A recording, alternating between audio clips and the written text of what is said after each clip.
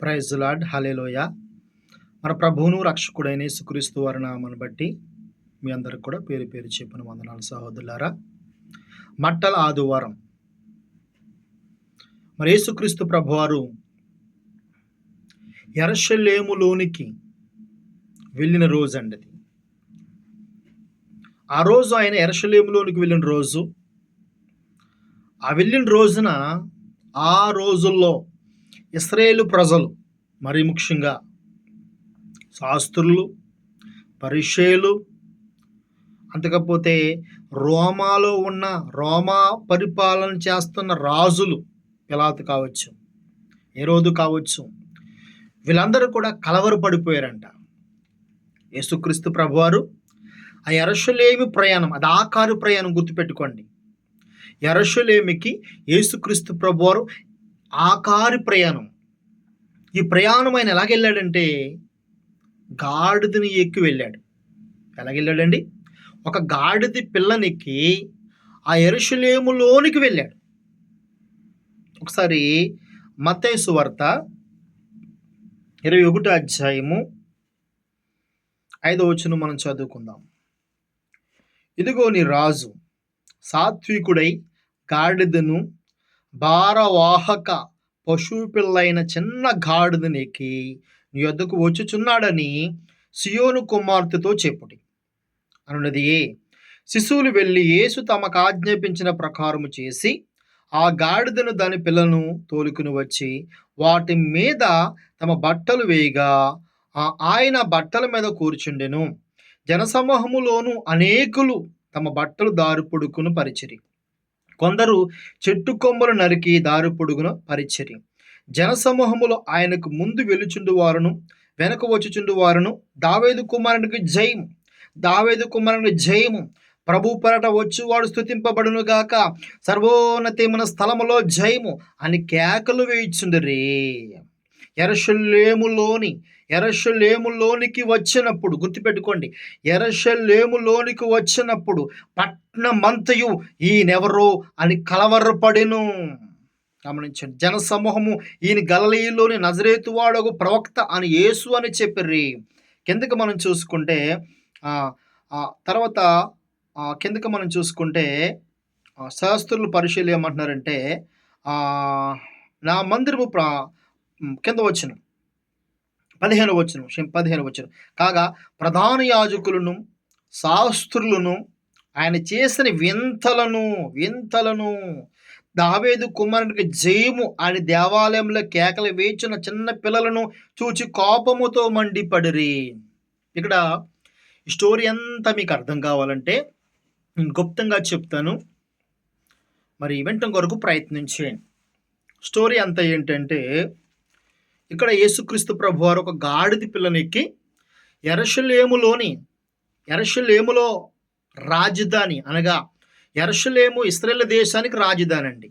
మీ అందరికీ తెలిసిన విషయమే. మన ఇండియా దేశానికి రాజధాని ఏది? ఢిల్లీ. కువైట్ దేశానికి రాజధాని ఏది? ముర్రగప్పు, మాలియా అంటాం కదండి. అలాగే ఒక్కో దేశానికి ఒక రాజధాని ఉంటూ ఉంటుంది. అలాగే ఇశ్రాయేలు దేశంలో రాజధాని ఏదంటే యెరూషలేము. ఎందుకు అదంతా రాజధాని అంటే, అక్కడ యెరూషలేము మందిరం ఉంది, ప్రార్థనా మందిరం ఉంది, సొలొమోను కట్టించిన ప్రార్థనా మందిరం ఉంది అక్కడ. అందుకు ఆ ప్రాంతం సిటీ ప్రాంతం, ఇశ్రాయేలు దేశం క్యాపిటల్, అది గుండెకాయ, ఇశ్రాయేలు దేశమునికి ప్రధానమైన పట్టణం అది. అయితే ఆ పట్టణంలోనికి యేసుక్రీస్తు ప్రభువారు ఎలాగెళ్ళారంటండి? అంతకుముందు కూడా యేసుక్రీస్తు ప్రభువారు యెరూషలేములో మందిరంలోనికి వెళ్ళారు. ఆ మందిరంలో ఆరాధించారు, పాటలు పాడారు, వాక్యాన్ని కూడా బోధించారు. కానీ ఆ రోజు వెళ్ళిన విధానమే వేరు. ఎలాగెళ్ళాడంటే ఆయన ఒక గాడిద పిల్లని శిశువులకు చెప్పాడు, గాడిద పిల్ల ఉంది అని విప్పుకు రమ్మని చెప్పాడు. ఆ గాడిద పిల్లని వాళ్ళు ఇప్పుకొచ్చిన తర్వాత ఆ గాడిద మీద ఆయన కూర్చున్నారు. ప్రజలందరూ ఏం చేస్తున్నారంట? బట్టలు పరుస్తున్నారు, చెట్టు కొమ్మలు విరిచి కింద పరుస్తున్నారు, రాజుగారు వస్తున్నారు కదా, ఓసన్న జయము, ఓసన్న జయం అంటే రాజుగారికే జయం, రాజుగారికే జయం. కింద ఏముందండి మూల భాషలో, ఓసన్న ఓసన్న ఓసన్న, నీకు జయము కలుగునుగాక, నీకు జయము కలుగునుగాక అని ఆ యెరూషలేమంతా పెద్ద పెద్ద కేకలంటండి, రంకెలంటండి. ఇదన్నా శాస్త్రులు, పరిషేలు, అప్పుడు కాలంలో రాజుగారు కలవరపడిపోయారంట, కంగారు పడిపోయారంట. ఇందులో వింత ఏముందండి అని మీరంటే, ఒకసారి మనం బ్యాక్ వెళ్ళిపోదాం. మనం బ్యాక్ అంటే ఇశ్రాయేలు ప్రజలు అనేవారు ప్రారంభంలో ఎక్కడ ఉండేవారంటే ఐగుప్తు దేశంలో బానిస బ్రతికేవారు. మీకు అందరూ తెలుసు కదండి. ఆ బానిస బ్రతుకుతున్న వారిని దేవుడు తీసుకొచ్చాడు. ఎక్కడ తీసుకొచ్చాడు? ఇశ్రాయేలు యొక్క దేశంలోనికి ఆయన తీసుకొచ్చాడు. తీసుకొచ్చిన తర్వాత దేవుడే వాళ్ళకు రాజుగా ఉన్నాడు. దేవుడే వాళ్ళకి రాజుగా ఉన్నాడు. బాగుంది, పరిపాలన అంతా బాగుంది. దేవుడు వాళ్ళకి ఏం కావాలో అన్ని సమస్తాన్ని దయచేస్తున్నాడు. ఒకానొక సమయం వాళ్ళకి ఒక ఆలోచన వచ్చింది. సర్వలోక మర్యాద చొప్పున, అంటే ప్రతి దేశంలో రాజు ఉన్నాడయ్యా, మాకు మాత్రమే రాజు లేడు. ఐగుప్తులో ఫరో ఉన్నాడు, మరో దేశంలో మరొకరు ఉన్నారు, కానీ మాకంటూ ఒక రాజు లేడు, మాకు రాజు కావాలని డిమాండ్ చేశారు. సమూయేలు బాధపడ్డాడు, ఏడ్చాడు. దేవుడు కూడా బాధపడ్డాడు, ఏడ్చాడు. నేనే మీకు రాజుగా ఉన్నాను కదా, నేనే మీకు యజమానుడిగా ఉన్నాను కదా, మీకు రాజు ఎందుకు అని దేవుడు తనలో తను బాధపడి మొత్తానికి వాళ్ళు అడిగిన దానికి ఒక రాజునైతే నియమించాడండి. ఆ రాజు ఎవరు? మొట్టమొదటి రాజు ఎవరు? సౌలు రాజు. మీ అందరికీ తెలుసు కదండి. తర్వాత దావీదు రాజు, తర్వాత సొలొమోను. ఈ ముగ్గురు కూడా యాకముగా పరిపాలన చేశారు. ఎన్ని గోత్రాల వారిని? 12 గోత్రాల వారిని మరి సంపూర్ణంగా పరిపాలించిన వ్యక్తులు ముగ్గురు రాజులు. ఇలా చెప్పుకుంటూ పోతే మొత్తానికి ఎంతమంది రాజులు పరిపాలించారంటే, ఈ సొలొమోను కుమారుడు తర్వాత రాజ్యం 2 ముక్కలైపోయిందండి. సొలొమోను కుమారుడు తర్వాత రాజ్యం 2 ముక్కలైపోయింది. రాజకీయ పరంగా గొడవలు వచ్చాయి. 2 రాజ్యాలు ఒక పక్కకి వెళ్ళిపోయాయి, 10 రాజ్యాలు మరొక పక్కకి వెళ్ళిపోయాయి.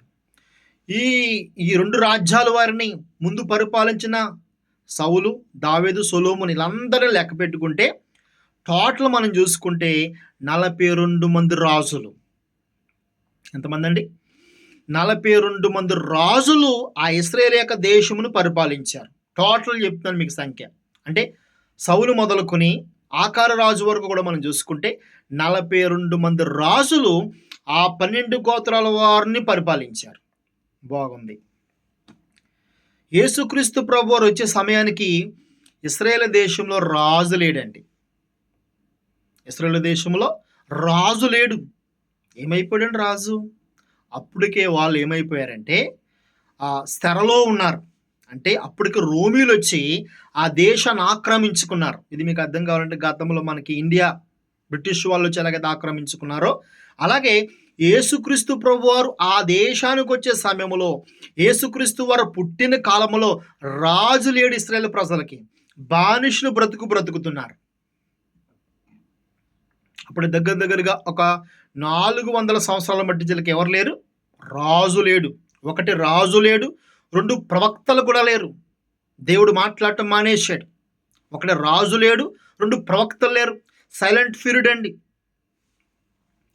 అదే యేసుక్రీస్తు ప్రభువారు వచ్చారు ఇప్పుడు. అయితే ఇక్కడ మరొక స్టోరీ ఉంది. ఎందుకు వీళ్ళందరూ కంగారు పడిపోతున్నారంటే యేసుక్రీస్తు ప్రభువారిని చూసి, యేసు ప్రభువారు వచ్చిన విధానం ఎలాగుందండి? ఎలా ఉంది? ఇప్పుడు యేసుక్రీస్తు ప్రభువారు అంతకు ముందు కూడా యెరూషలేములోనికి వచ్చారు. ఇందాక మీకు చెప్పాను. అప్పుడు ఎవరు కంగారు పడలేదే. మరి ఇప్పుడు ఎందుకు కంగారు పడిపోయారు వాళ్ళు? ఎందుకు కంగారు పడిపోయారంటే, యేసుక్రీస్తు వారు వచ్చిన విధానం అటువంటిది. ఏ విధానం అది? ఆయన ఒక గాడిద పిల్ల మీద ఎక్కొస్తున్నాడు. అందులో పెద్ద విశేషం ఏముందండి అని మీరంటే, మనకు విశేషం కాదు కానీ ఇశ్రాయేలు యొక్క ప్రజలకు విశేషమే. ఎందుకంటే ఒక గాడిదని ఒక వ్యక్తి ఎక్కి యెరూషలేములో ఊరేగిస్తున్నారంటే, ప్రజలందరూ జయము జయము జయం అంటున్నారంటే వాళ్ళకి ఏంటో తెలుసు. వాళ్ళ భాషలో ఒక రాజుగారిని, అనగా ఇశ్రాయేలు యొక్క ప్రజలు, ఇశ్రాయేలు యొక్క రాజ్యాంగ ప్రకారం, ఇశ్రాయేలు యొక్క చట్ట ప్రకారము ఒక రాజుగారిని అభిషేకించే ముందు, ఒక రాజుగారిగా పట్టాభిషేకం చేసే ముందు అతన్ని గాడిద మీద ఊరేగిస్తారు. అతను గాడిద మీద వెళ్తాడు. మనకు తెలుసు సినిమాల్లో మనం చూస్తున్నాయే కదండి. మరి రాజుగారిని ఎలా తీసుకెళ్తారు? రథం మీద తీసుకెళ్తారు కదండి. రథం మీద తీసుకెళ్తే ఆ రథం మీద రాజుగారు అందరూ వెళుతుంటే అందరూ పూలు జల్లుతుంటారు. ఇది సహజంగా ప్రతి దేశంలో జరిగేది. కానీ ఇశ్రాయేలు ప్రజలకు అలా కాదండి. ఆ రాజుగారు ఎలా వస్తారంటే ఒక గాడిద పిల్లని ఎక్కొస్తాడు. ఆ గాడిద పిల్లని ఎక్కొస్తున్నప్పుడు ప్రజలందరూ జయము మహారాజా జయము మహారాజా జయము అని పలుకుతూ ఉంటారు. ఇది ఆ యొక్క చరిత్ర. కాబట్టి మీరు సరిగ్గా అర్థం చేసుకుంటే అప్పుడు దాకా ఇశ్రాయేలు ప్రజలు ఎలా ఉన్నారు? ఎందులో ఉన్నారు? బానిస బ్రతుకులో ఉన్నారు. శత్రువు చేతిలో ఉన్నారు. పైగా వీళ్ళకి ప్రవచనాలు ఉన్నాయి. దేవుడు చెప్పాడు, ఇదిగో మీకు రాజుని ఒక రాజును పంపబోతున్నాను. మిమ్మల్ని విడిపించే రాజు, మిమ్మల్ని కాపాడే రాజు, మిమ్మల్ని రక్షించే రాజు రాబోతున్నాడు అనే ప్రవచనాలు వీళ్ళకి చాలా ఉన్నాయి. కాబట్టి యేసుక్రీస్తు ప్రభువారు ఎలాగెళ్ళాడంటే యెరూషలేములోకి ఒక రాజుగా వెళ్ళాడు. ఒక రాజుగా ప్రవేశించాడు. ఒక రాజుగా ఎంట్రీ ఇచ్చాడు. దాంతో అందరికీ కంగారు పట్టుకుందండి. ప్రజల్లో కలవరం, శాస్త్రుల్లో కలవరం, పరిసయ్యుల్లో కలవరం, రాజుగారిలో కలవరం, అంటే రోమారాజుల్లో కలవరం, పిలాతీయుల్లో కలవరం పట్టుకుంది. ఎందుకంటే ఏం జరుగుతుంది యెరూషలేములో? పైగా ఏంటంటేనండి, ఒక పల్లెటూరులో ఏమైనా న్యూస్ జరిగిందని ఎవరు పట్టించుకోడు. అదే రాజధాని నడుబొడ్లో మొన్న మధ్యలో మరి మనకి గతంలో మన ఢిల్లీలో భయంకరంగా ఒక అమ్మాయిని, చిన్న పాపని రేప్ చేసి చంపేశారు. అప్పుడు చాలా పెద్ద న్యూస్ అయిపోయింది. కారణం ఏంటంటే మన దేశ నడిబోర్డులో రాజధానిలో జరిగిన ఆ అత్యాచారానికి మన దేశం ప్రపంచమంతా స్పందించింది. కొన్ని రోజులు స్తంభించిపోయింది మన దేశ పరిస్థితి. ఎందుకంటే రాజధానిలో జరిగిన ఏ విషయమైనా సరే ప్రపంచమంతా స్ప్రెడ్ అయిపోతుంది. యేసుక్రీస్తు ప్రభు రాజధానిలో ప్రవేశించాడు, యెరూషలేములో ప్రవేశించాడు, గాడిద ఎక్కి ప్రవేశించాడు. ఆ ప్రజలకు ఇప్పుడు అర్థమైపోయింది, ఇదిగో ఇశ్రాయేలు ప్రజలకు రాజు వచ్చేసాడు, ఇశ్రాయేలు ప్రజలకు రాజు వచ్చేసాడు అని ఒక కలవరం. కానీ స్పష్టత లేదు, వాళ్ళకి స్పష్టత లేదు, ఏం అర్థం కావట్లేదు కొంతమందికి. అందుకే మనం ఒకసారి ఈ ప్రవచనం గురించి ఒకసారి చదువుదాం. చూడండి, ఈ ప్రవచనం ఒకసారి మనం చదువుదాం. జకరియా గ్రంథము 9వ అధ్యాయము, పాత నిబంధన జకరియా గ్రంథము 9వ అధ్యాయము 9వ వచనం మనం జాగ్రత్తగా చదువుకుంటే, సియోను నివాసులారా బహుగా సంతోషించండి, యెరూషలేము నివాసులారా ఉల్లాసముగా ఉండుడి. నీ రాజు నీతిపరుడును రక్షణ గలవాడును దీనుడునై గాడిద పిల్లను ఎక్కి నీ వద్దకు వచ్చుచున్నాడు.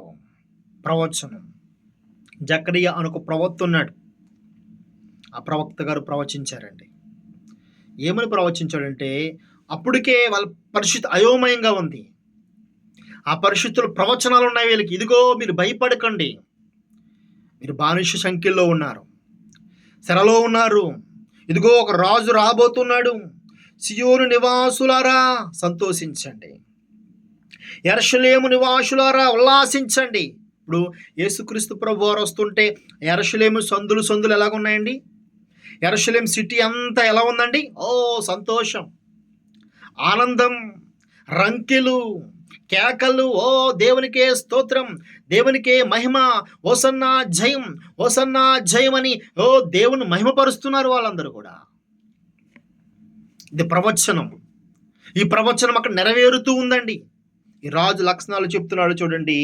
ఎఫ్రాయిములో రథములు ఉండకుండా నేను చేసేదను, యెరూషలేములో గుర్రములు లేకుండా చేసేదను, యుద్ధపు విల్లు లేకుండా పోవును. నీ రాజు సమాధానపు వార్తను అన్ను జనులకు తెలియజేయను. సముద్రము నుండి సముద్రము వరకు, యూఫ్రేసు నది మొదలుకొని భూదిగంతముల వరకు అతడు ఏలెను.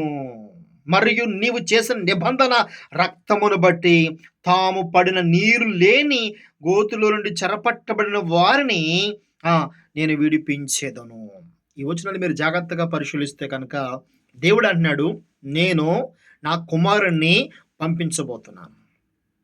అతడు రాబోతూ ఉన్నాడు. అతడు రాజు.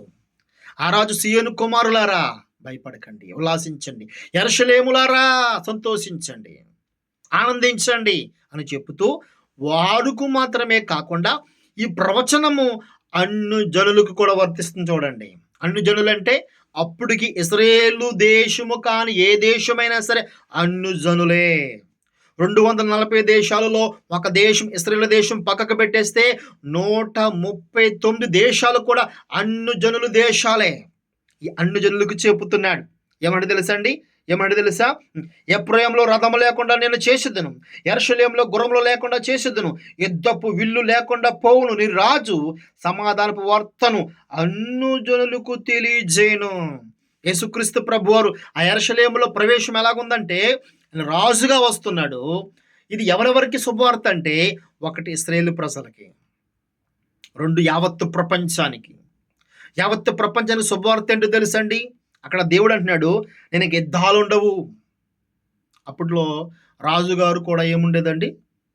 ఒక రాజుగారు వెళ్తుంటే రాజుగారు రథాలు ఏముంటాయి అనుకున్నారు? కత్తులుంటాయి, కొడవలుంటాయి, సాకులుంటాయి, విల్లులుంటాయి. అటు రాజుగారు యొక్క డెకరేషన్ అదంతా కూడా, రాజుగారు ప్రొటెక్షన్ అదంతా ప్రొటెక్షన్ ఆయనకంతా కూడా, రాజుగారికి సెక్యూరిటీ అదంతా కూడా. కత్తి లేకుండా బయటికి వెళ్ళాడు ఆయన, సాకులు లేకుండా బయటికి వెళ్ళడు, విల్లు లేకుండా బయటికి వెళ్ళడు. రాజుగారి యొక్క బ్రతుకది. కానీ మనం నమ్ముకున్న రాజు, మనము నమ్ముకున్న యేసుక్రీస్తు అనే రాజు, యేసుక్రీస్తు అనే ప్రభువారికి కత్తులతో పని లేదు, విల్లుతో పని లేదు, సాకులతో పని లేదు. ఆ రాజుకి ఆయన ఎలా వస్తున్నాడంటే సాత్వికుడుగా ఎలా వస్తున్నాడు? అన్ని జనులకు తెలియజేయను, సముద్రము నుండి సముద్రము వరకు, ఇదిగో యూఫ్రటీసు నది మొదలుకొని బూదు గంతముల వరకు అతడు ఏలెను. చూడండి, దీనికి ఒక వచనం చదువుదాము. లూకా సువార్త ఒక వచనం చదివితే మీకు బాగా అర్థమవుతుంది. అంటే బైబిల్ ఎంత గొప్పదంటే ప్రతి దానికి కూడా ఆధారాన్ని దేవుడు ఇచ్చుకుంటూ వస్తారండి. లూకా సువార్త 1వ అధ్యాయము 32వ వచనం. ఆయన గొప్పవాడై సర్వోన్నతుని కుమారుడు అనబడును, ప్రభు అయిన దేవుడు ఆయన తండ్రి అయిన దావీదు సింహాసనము ఆయనకిచ్చెను, ఆయన యాకోబు వంశస్థులను యుగ యుగములు ఏలును, ఆయన రాజ్యము అంతములేనిదై ఉండునని ఆమెతో చెప్పాను. మరియమ్మ గారికి ముందుగానే ఒక ప్రవచనం కూడా చెప్పారు. యేసు ప్రభు వారు పుట్టబోయే సమయంలో మరియమ్మ గారికి చెప్పుచున్న ప్రవచనం అండి అది. ఇదిగో దేవుడు ఒక రాజ్యాన్ని స్థాపించబోతున్నాడు. ఆ రాజ్యానికి అంతం లేదు. ఆ రాజ్యం ప్రపంచమంతా కొనలకు పాకిపోతుంది. ఒక రాజ్యాన్ని దేవుడు స్థాపించబోతున్నాడనే ఒక ప్రవచనాన్ని ఎవరికి చెప్పారు తెలుసండి? మరియమ్మ గారికి చెప్పింది. రాజ్యం ఉంది, మరి రాజుగారేరి? ఇక్కడ ఏం చెప్పిందండి? రాజ్యం గురించి చెప్పారు. రాజేడి? రాజు గురించి జకరియా గ్రంథంలో చెప్తున్నాడు. జకరియా గారు చెప్తున్నారు, ఇదిగో నీ రాజు సాత్వికుడుగా వస్తున్నాడు. నీ రాజు ఇదిగో మరి ఆయన ఇదిగో కత్తులు పట్టుకుని రావట్లేదు, ఆయుధాలు పట్టుకుని రావట్లేదు. ఆయన ఏ రాజు అయినా సరే, ఆఖరికి దావీదు మహారాజు కూడా కత్తి లేకుండా ఎక్కడికి బయటికి వెళ్ళేవాడు కాదు. అది ఈ లోకాల సరే రాజులు, ఈ లోకంలో ఏ రాజుకైనా సరే, ఇప్పుడున్న ప్రధానమంత్రులైనా సరే పక్కనే సెక్యూరిటీ ఉండాలి. ఆ సెక్యూరిటీ దగ్గర గన్నులు ఉంటాయి. గన్నులు లేకుండా అతను బయటికి వెళ్ళడు. రాజులు కత్తులు లేకుండా బయటికి వెళ్ళరు.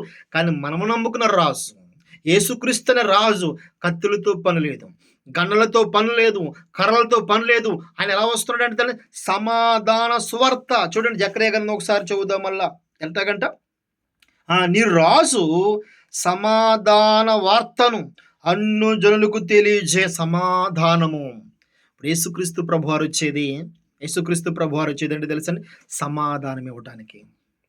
ప్రపంచంలో అటు ఇశ్రాయేలు ప్రజలకు కానీ 240 దేశంలో ఉన్న 750 కోట్ల ప్రజలందరికీ కూడా ఆయన సమాధానం ఇవ్వటానికి, మనశ్శాంతిని ఇవ్వటానికి. ఎందుకంటే గుర్తుపెట్టుకోండి, దేవుడు మనిషిని కలగజేసినప్పుడు, దేవుడు మనిషిని సృష్టించినప్పుడు ఆ మనిషికి స్వేచ్ఛనిచ్చాడు, అన్నీ ఇచ్చాడు. మన జీవితం మన చేతుల్లోనే ఉంటుంది. కానీ మనిషికి మనశ్శాంతి అనేది, మనిషికి హృదయ తృప్తి అనేది అది దేవుడు మనలోకి వచ్చినప్పుడు మాత్రమే అది నెరవేరుతుంది. అది యేసుక్రీస్తు ప్రభువారు మనలోకి వచ్చినప్పుడు మాత్రమే అది సంపూర్ణమైన మానవాళం అవుతాం. మనం ఒక తృప్తి మనలో కలుగుతుంది, ఒక సంతోషం మనలో కలుగుతుంది. అది కలగాలి అంటే దేవుడు యేసుక్రీస్తు ప్రభు ఆ రాజుగారి భూమి మీదకి రావాలి.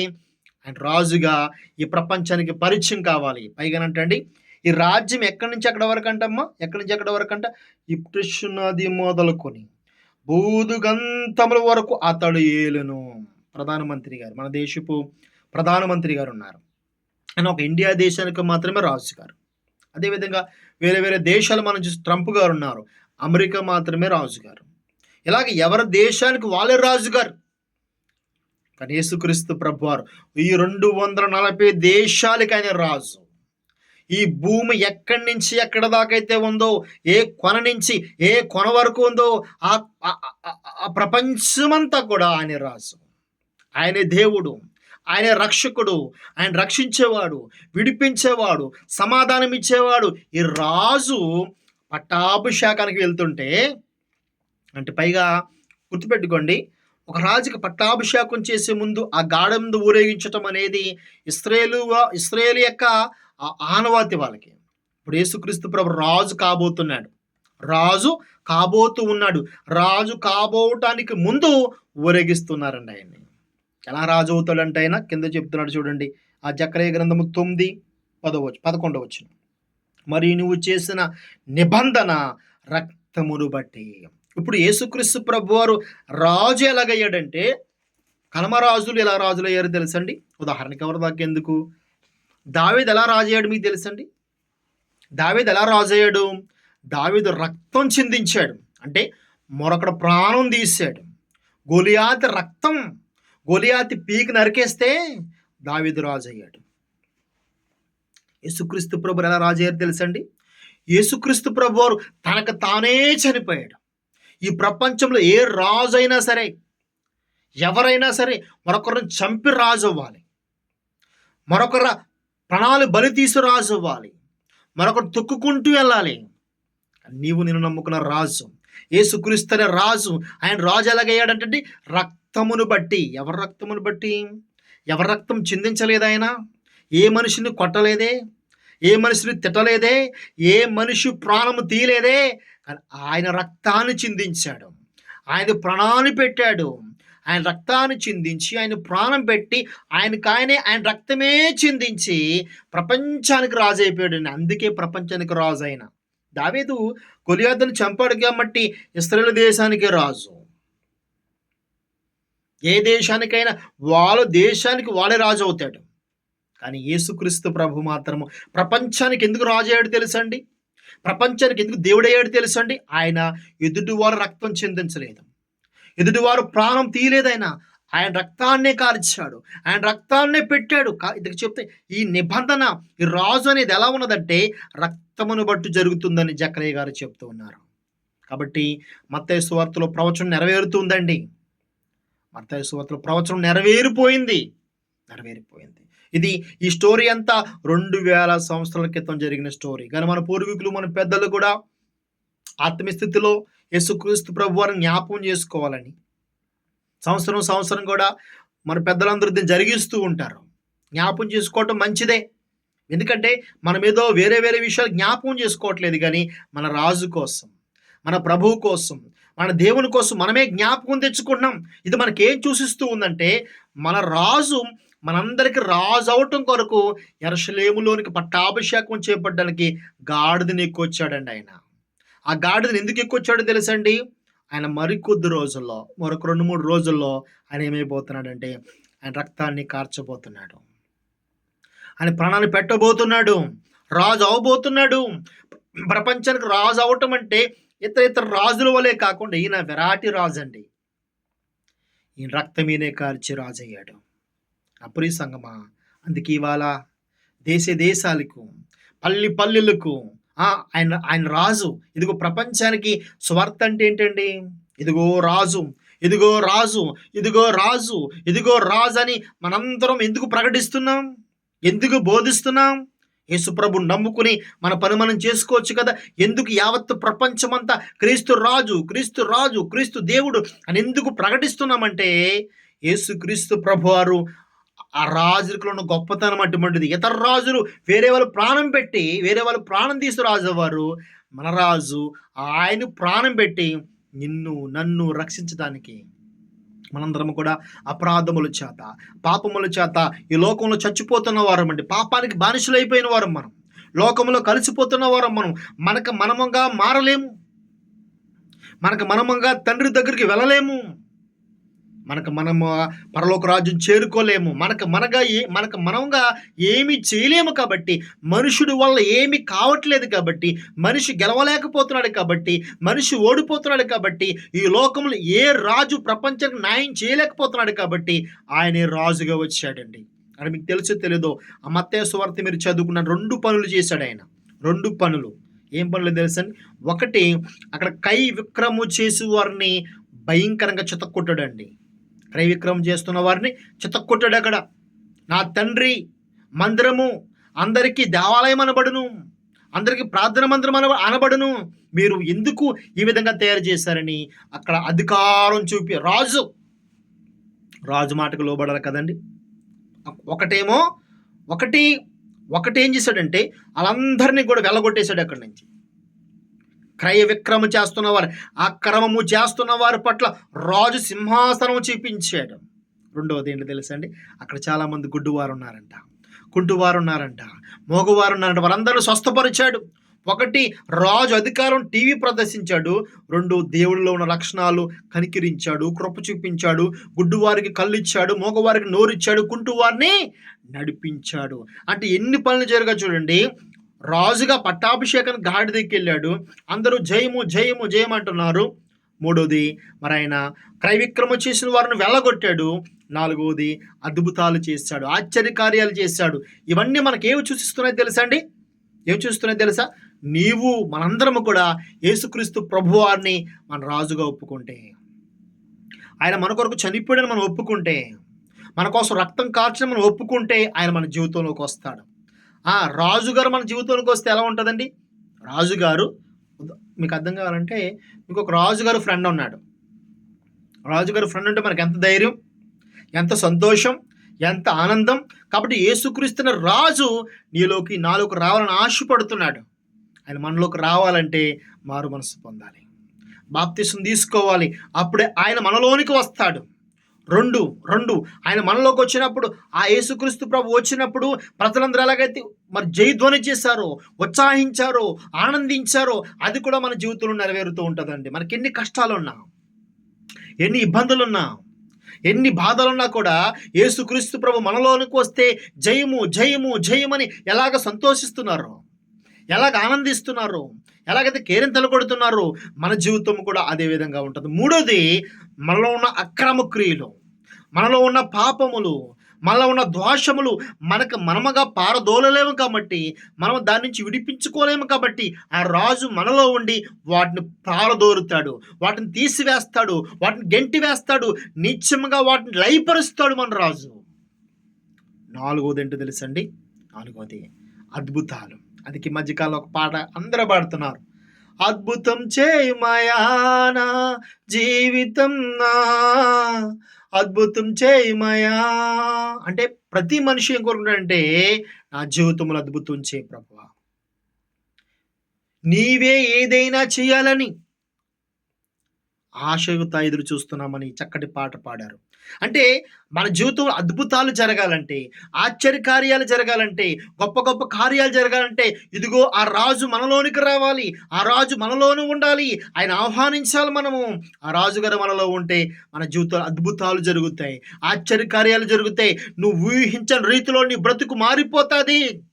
నువ్వు నమ్మితే, నువ్వు విశ్వసిస్తే, నువ్వు ఆయన ఆహ్వానిస్తే. అందుకే అంట, హృదయం అనే తలుపు దూరమునొద్దుండి తట్టుచూ ఉన్నాడంట. ఎవడు ఆయన స్వరం విని హృదయం తెరుస్తాడో ఆయనలోకి వస్తాడంట. ఆయన మనలోకి వస్తే ఎన్ని కార్యాలు జరుగుతాయండి? ఇందాక మరలా చెప్పాను. ఒకటి ఏంటి? ఆయన రాజుగా ఉంటాడు. 2 సంతోషం. 3 అక్రమాన్ని తీసివేస్తాడు. 4 అద్భుతాలు చేస్తాడు. ఈ 4 కార్యాలు గుర్తుపెట్టుకుని ప్రభుని మన హృదయంలోకి ఆహ్వానించాలని కోరుకుంటూ నా మాటలు ముగిస్తూ ఉన్నాను. మీ అందరికి కూడా వందనాలు. మీ సహోదరుడు దానియేలు. మరి వర్తమానము మీరున్నట్లయితే కనుక మీరు విడిచిపెట్టకుండా మరి మరొకరికి షేర్ చేయండి, వారిని కూడా బలపరచండి. ఈ ఈ సువార్తని సర్వలోకానికి వ్యాప్తి చేయాలని కోరుకుంటూ నేను ముగిస్తూ ఉన్నాను. అందరికి మరొక్కసారి వందనాలండి.